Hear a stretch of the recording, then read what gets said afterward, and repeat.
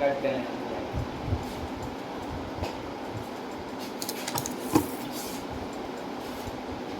Next chapter है chapter number 3,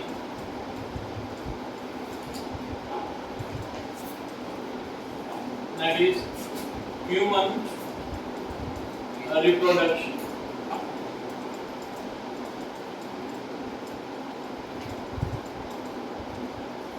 देखो chapter number 2 के बाद में जो नेक्स्ट चैप्टर हमने डील करना है that is human reproduction. Chapter number 2 में जितनी भी चीजें हमने पढ़ी थी वो फ्लावरिंग प्लांट्स को लेके, उनके रिप्रोडक्टिव स्ट्रक्चर, कैसे फ्लावरिंग प्लांट्स में सेक्सुअल रिप्रोडक्शन होता है। अब जो नेक्स्ट टॉपिक है हमारे पास रिप्रोडक्शन चैप्टर के अंदर, उसमें ह्यूमन रिप्रोडक्शन के बारे में हम लोग डील। फ्लावर्स के बारे में हमने एक चीज पढ़ी थी कि फ्लावर जो है वो यूनिसेक्सुअल भी होते हैं और बाइसेक्सुअल भी होते हैं, लेकिन ह्यूमन बीइंग्स के केस में ऐसा नहीं होता। ठीक है, ह्यूमन बीइंग के केस में जो टाइप ऑफ रिप्रोडक्शन होगी that is only sexual type of reproduction. Flowers के केस में सिर्फ और सिर्फ क्या था, एसेक्सुअल रिप्रोडक्शन भी हो सकती थी और सेक्सुअल भी हो सकती थी। बट जब हम ह्यूमन रिप्रोडक्शन की बात करते हैं तो दे will reproduce only on the basis of sexual reproduction. तो जो ह्यूमंस हैं, ठीक है, दे आर यूनिसेक्सुअल। ठीक है, पहला पॉइंट इसमें इंपॉर्टेंट आप लोग नोट करेंगे that humans are unisexual. Unisexual का मतलब क्या हो गया, आइदर इट इज मेल और either it will be female. ठीक है, मेल और फीमेल दोनों कंबाइन नहीं होंगे, डिफरेंट होंगे, sexes will be separate. That means they show sexual dimorphism. Sexual dimorphism show करेंगे। सेक्सुअल डायमॉर्फिज्म का मतलब यह है कि मेल पेरेंट जो होगा वो अलग होगा और फीमेल पेरेंट जो होगी वो अलग होगी। और रिप्रोडक्शन से हम लोग क्या समझते हैं, the process by which new individuals, new offsprings are going to be form. तो ह्यूमन जो है they will reproduce by sexual reproduction. जब हम सेक्सुअल रिप्रोडक्शन की बात करते हैं तो सेक्सुअल रिप्रोडक्शन में हमारे पास क्या चीज है कि सेक्सुअल रिप्रोडक्शन में गैमेट्स फॉर्मेशन जो है वो बहुत इंपॉर्टेंट है। ठीक है, गैमेट्स जब तक नहीं बनेंगे तब तक सेक्सुअल रिप्रोडक्शन हमारे पास नहीं होगी। एसेक्सुअल रिप्रोडक्शन में गैमेट फॉर्मेशन की जरूरत नहीं होती। अब ह्यूमन रिप्रोडक्शन में हम लोग देखते हैं कि जितने भी ह्यूमन पॉपुलेशन स्पीशीज हैं, कोई भी दो इंसान एक दूसरे से सिमिलर कैरेक्टर रखते हैं, एक जैसे दिखते हैं? नहीं दिखते हैं। क्यों नहीं दिखते हैं? क्योंकि वो सेक्सुअली रिप्रोड्यूस कर रहे हैं, और सेक्सुअली रिप्रोड्यूस कर रहे हैं तो उनमें वेरिएशंस हमारे पास देखने को मिलेंगे।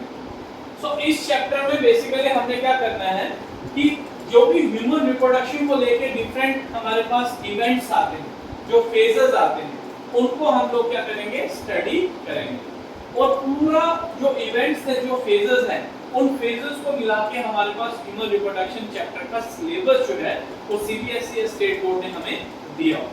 मतलब इस चैप्टर को जब हम लोग कंप्लीट करेंगे तब हम ह्यूमन के जो स्ट्रक्चर है, उसके एनाटॉमी, मॉर्फोलॉजी, सब चीजें स्टडी कर चुके होंगे कि जो रिप्रोडक्टिव स्ट्रक्चर है उसका स्ट्रक्चर कैसा होता है, स्पर्म कैसे बनते हैं, एग कैसे बनते हैं, इंटरनली वो रिप्रोडक्टिव स्ट्रक्चर है कैसा, फर्टिलाइजेशन कैसे होती है, इम्प्लांटेशन कैसे होती है, 9 मंथ्स तक जो बेबी मदर के वॉम के अंदर ग्रो कर रहा है तो किस तरह से ग्रो कर रहा है, एंड आफ्टर 9 मंथ्स के बाद जो पार्चुरेशन हो रही है, मतलब जो बेबी बाहर आ रहा है, तो उससे कैसे, उस टर्म को क्या कहेंगे, फिर उसके बाद क्या चेंजेस आएंगी, तो सब चेंजेस हम यहाँ पे डिस्कस करेंगे ह्यूमन रिप्रोडक्शन के अंदर। तो एक इस चैप्टर का ओवरव्यू ले लेते हैं जिससे हमें इस चैप्टर को समझने में आसानी रहेगी। स्टार्ट हम कहाँ से करेंगे, ह्यूमन रिप्रोडक्शन की बेसिक से, स्टार्टिंग से, कि कैसे कैसे कैसे कैसे हमारे पास रिप्रोडक्शन का प्रोसेस जो होगा वो स्टार्ट होगा। तो उसके लिए हम हेडिंग देंगे that is phases involved in human reproduction. Phases involved in human reproduction। तो देखो आपके हिसाब से ह्यूमन रिप्रोडक्शन के लिए सबसे पहले फेज किसकी जरूरत पड़नी चाहिए, इसकी एडल्ट्स की, मेल और फीमेल, लेकिन वो तो एक रिक्वायरमेंट है, लेकिन हम यहाँ पे फेजेस की बात कर रहे हैं। फेजेस का मतलब होता है इवेंट्स, क्या क्या चीजें होंगी, ठीक है, दैट इज द फेजेस। तो सबसे पहला फेज नंबर 1 जो हम बात कर रहे हैं, दैट विल बी गैमेटोजेनेसिस। गैमेटो पहला फेज हमेशा क्या होगा, गैमेटोजेनेसिस का होगा। गैमेटोजेनेसिस का मतलब है that there is formation of gametes, formation of gametes. और एक चीज याद रखना, जो गैमेट्स बनते हैं वो हमेशा मियोसिस डिवीजन के थ्रू बनते हैं। They is form due to the meiotic division. और मियोसिस से जब भी हमारे पास कोई सेल बनेगा या कोई गैमेट बनेगा, it will be always haploid. तो गैमेट्स जो होने वाले हैं वो क्या होने वाले हैं, हैप्लॉइड होने वाले हैं। क्योंकि स्टार्टिंग में आपको ये बताया गया कि ह्यूमन यूनिसेक्सुअल होते हैं, मतलब मेल अलग होगा पेरेंट और फीमेल जो होगी वो अलग होगी, इसलिए जो गैमेट बनेंगे वो भी हमारे पास दो तरह के होंगे। तो गैमेटोजेनेसिस जो है it is divided into two types, ठीक है।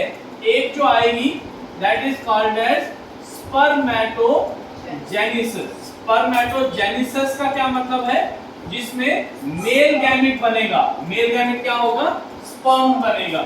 एंड देन सेकंड जो टाइप होगी oogenesis, जिसमें हमारे पास फीमेल गैमेट की डेवलपमेंट हमारे पास होगी, मतलब ओवम सेल बनेगा, एग बनेगा। तो फर्टिलाइजेशन के लिए मतलब हमारे पास रिप्रोडक्शन के लिए सबसे इंपॉर्टेंट है गैमेट्स का बनना, ठीक है। और गैमेट्स दो अलग-अलग बॉडीज के अंदर बन रहे हैं, मेल के अलग स्पर्म बनेगा और फीमेल के अंदर एग सेल बनेगा।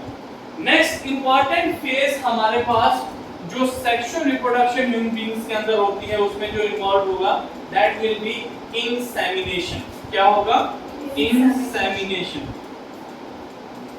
देखो प्लांट्स के केस में हमने पढ़ा था कि पोलन ग्रेन जो होते हैं या प्लांट्स जो होते हैं वो एक जगह पे फिक्स्ड होते हैं, ठीक है।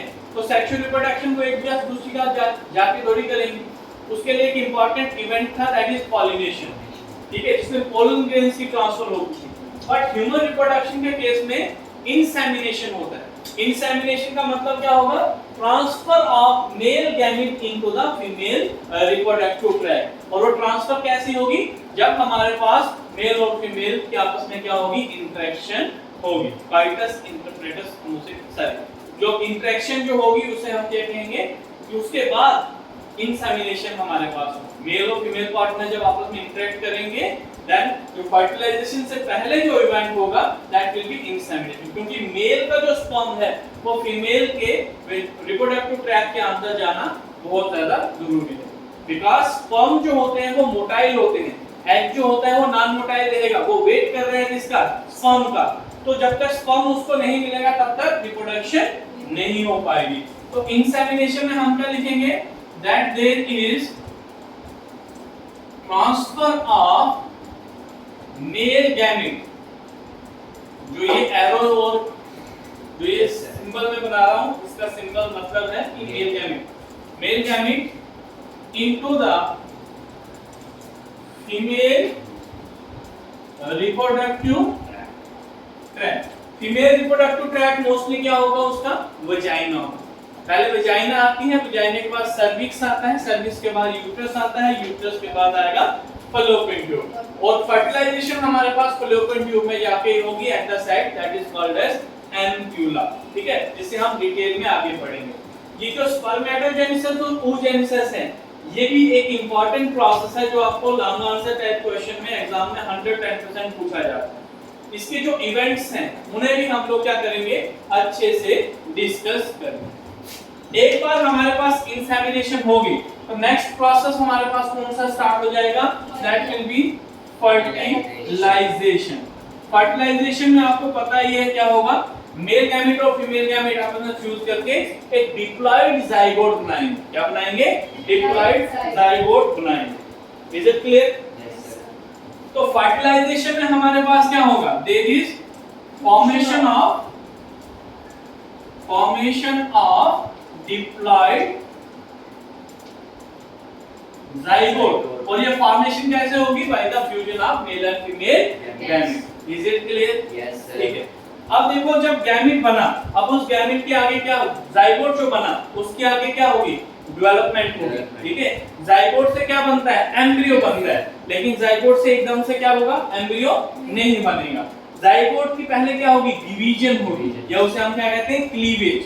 तो नेक्स्ट पेज जो आएगा हमारे पास, दैट इज डिवीजन और क्लीवेज ऑफ जाइगोट। और जब एक बार जाइगोट बन गया तो जितनी भी आगे डिवीजन होंगी वो माइटोटिकली होंगी, मतलब उसमें माइटोसिस डिवीजन होगी, समझ आई बात। और डिवीजन जाइगोट की कब तक होगी, जब तक हमारे पास एक 16 to 32 सेल नहीं बन जाता। एक सेल से 16 से 32 सेल आपस में जुड़े होंगे, मास ऑफ सेल बनाएगा, उस सेल को हम क्या कहते हैं, ब्लास्टुला। क्या कहते हैं, ब्लास्टुला, मास ऑफ सेल। तो ब्लास्टुला फॉर्मेशन हमारे पास होती है यहाँ पे जाइगोट जब बनता है, क्लियर। देन जब जाइगोट से हमारे पास उसकी डिवीजन के बाद जब ब्लास्टुला बना, देन नेक्स्ट इवेंट हमारे पास यहाँ पे आता है, दैट इज इम्प्लांटेशन। किस चीज का आता है, इम्प्लांटेशन।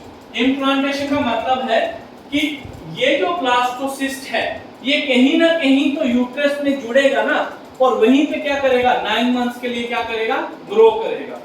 उस प्रोसेस को क्या कहा जाता है, इम्प्लांटेशन।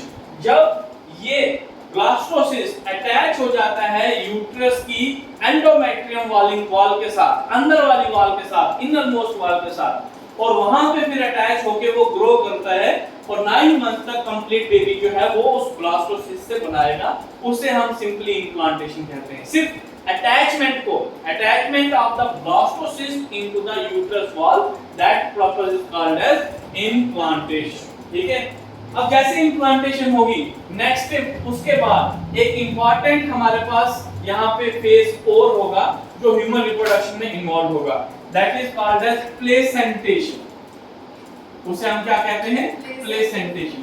प्लेसेंटेशन मींस प्लेसेंटा की फॉर्मेशन होगी, क्योंकि जो भी बच्चा है, जो भी फीटस है, वो मदर से ही क्या करेगा, सारा फूड, सारी नरिशमेंट को लेगा, लेकिन with the help of placenta.